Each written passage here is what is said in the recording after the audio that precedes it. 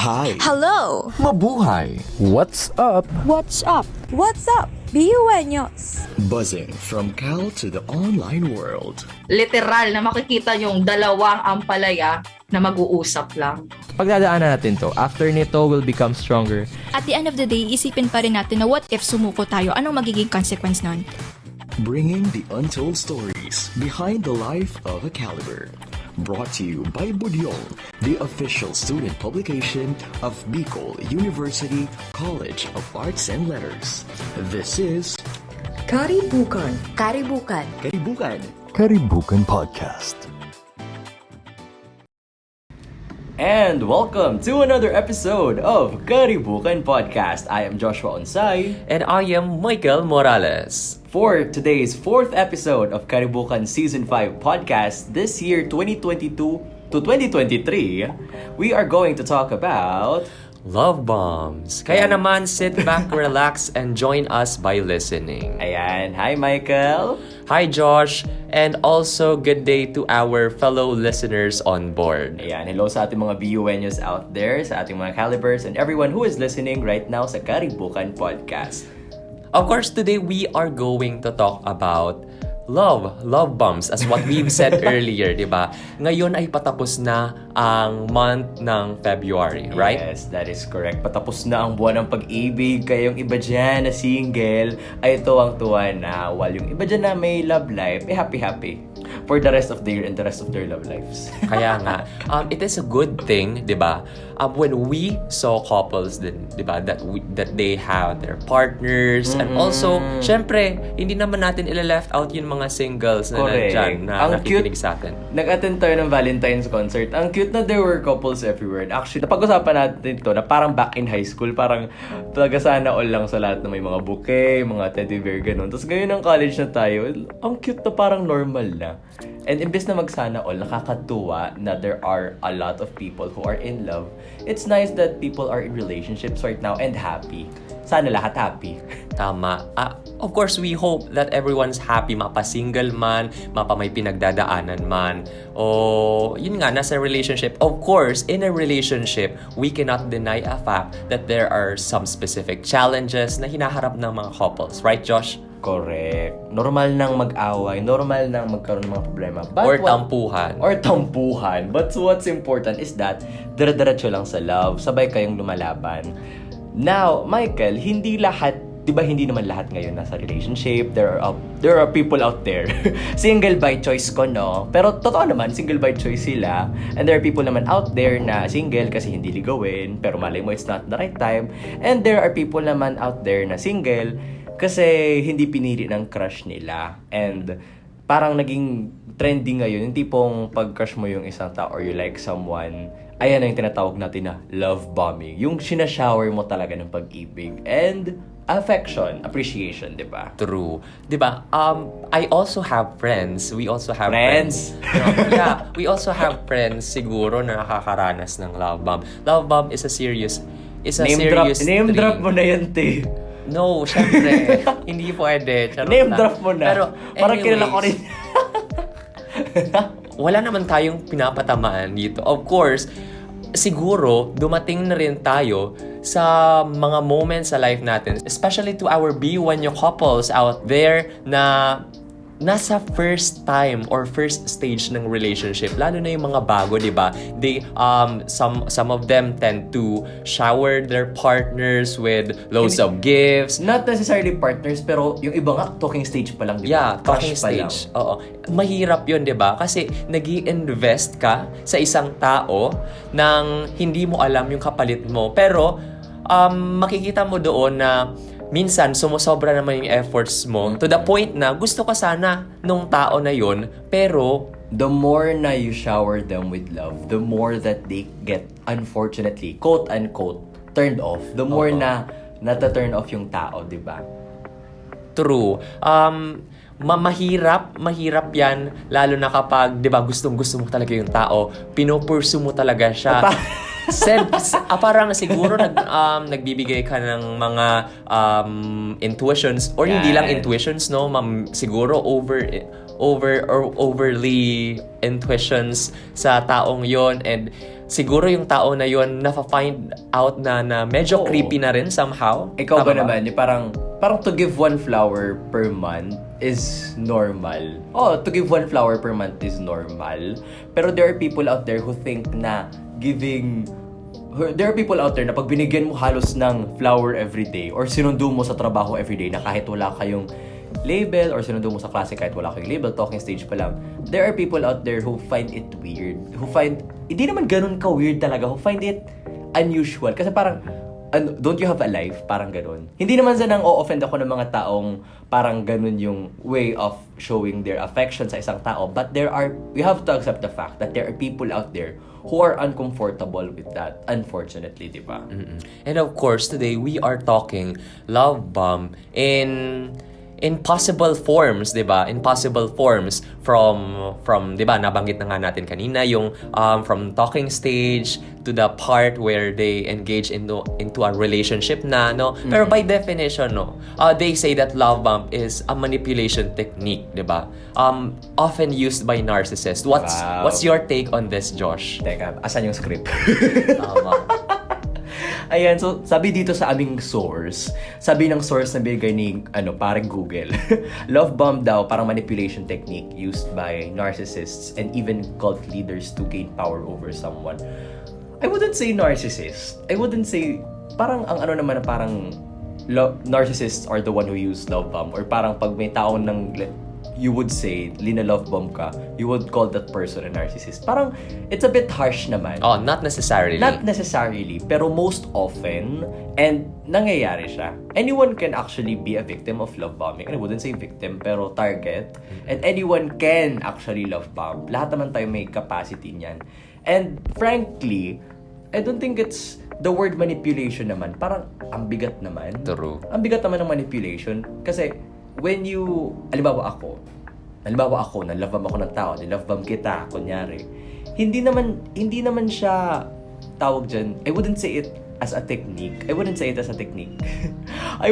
isang siyang technique. Kasi, kumbaga, ako, personally, I've been there. It's my way of showing a person or telling a person that I love them. Na parang, uy, gusto kita. This is how much I love you. True. All of us have this specific forms of expression. Oo. Pagpapakita natin ng love. And siguro, Love language. love ganon. language nga, di ba? Merong physical touch. Quality time. Acts of service. Ito yung pinaka sa love bomb. Acts of service. Oo. Na minsan, o siguro madalas, na may misinterpret ng taong binibigyan mo nito.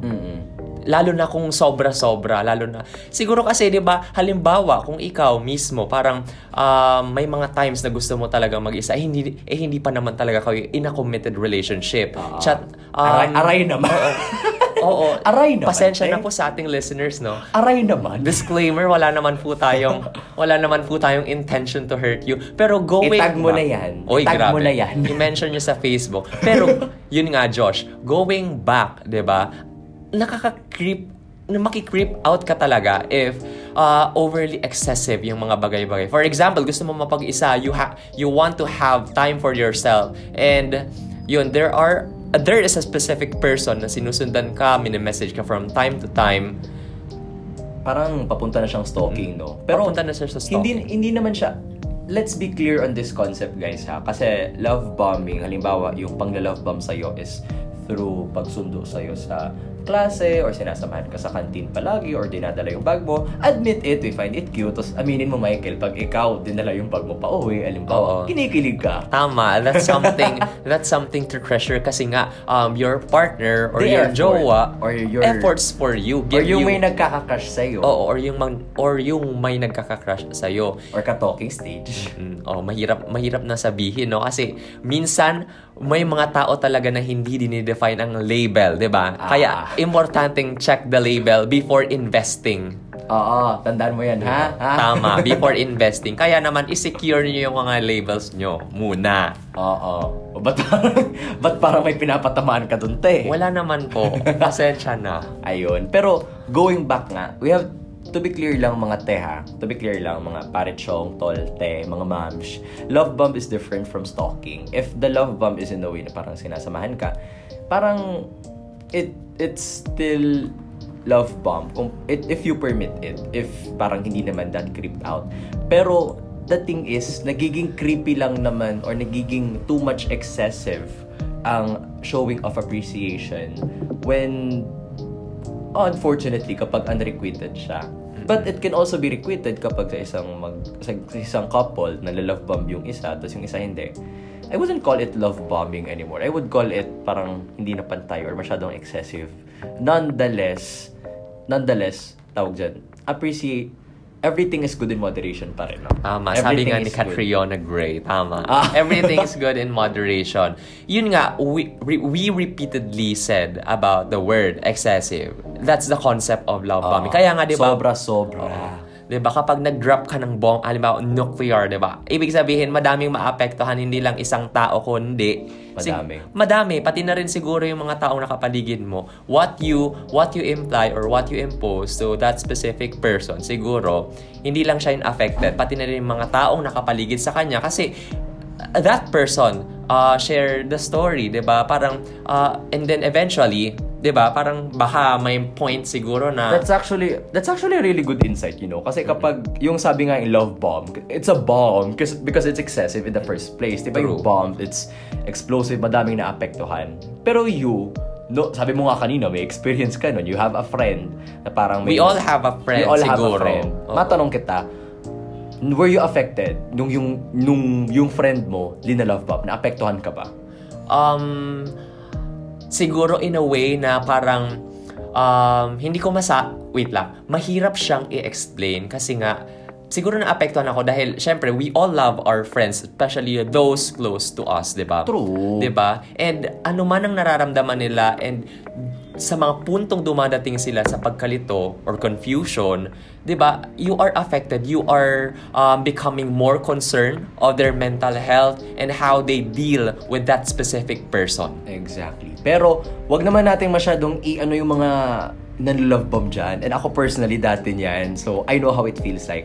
Kasi people have different circumstances eh. People go through their own traumas, they have their own experiences, and we can't blame them if they act a certain way because of a certain reason in the past. True. We can't blame people for thinking that way din naman towards your actions because they too have their own struggles din.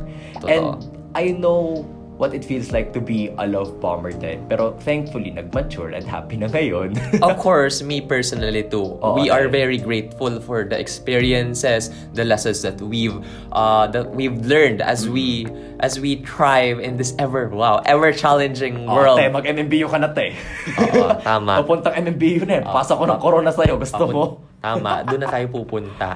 Pero yun nga, 'di ba, we learn from our mistakes. And of course, totoo nga, no? Siguro, or madalas, karamihan sa atin ay dumadaan din naman sa stages na nakakapag-love bomb tayo unknowingly. May mga punto na hindi natin alam na sumusobra na pala ako. Kaya, it is important for us to have an internal realization of the things that we do. Tics na internal realization pala. Totoo. We should realize the things that we do to others that greatly affects them. Josh, diba? Yes, exactly. Pero at the same time, guys, wag naman kayong, halimbawa, may love bomb sa inyo. Wag naman kayong masyadong maging harsh na i-busted agad or to break it to them agad-agad na parang ayaw ko sa'yo because halimbawa, what if may isang love bomber out there na punta sa tamang, na parang he or she was in a depressive episode and then nakilala ka niya, nagkagusto sa'yo, pero nila-love bomb ka niya. Pero yung admiration sa'yo ng person, yung pang-love bomb sa'yo, genuine, and it saved that person from a deeper depression. Totoo. Halimbawa, yun na lang yung nagpapasaya sa kanya sa buhay. Wag nyo namang masyadong i-down sila agad-agad because they are people as well. They have their own emotions as well. And if it makes them happy, let them be. Totoo. As long as hindi pinipilit, hindi nyo minamanipulate. And sa mga nanda-love bomb naman out there or parang medyo guilty of doing the act, don't use it as a manipulative method na parang, oy, binigyan kita ng ganito, so you have to reciprocate my feelings. check the label na. Totoo. We should always be concerned of your both mental Both health. sides. Both sides. Oo.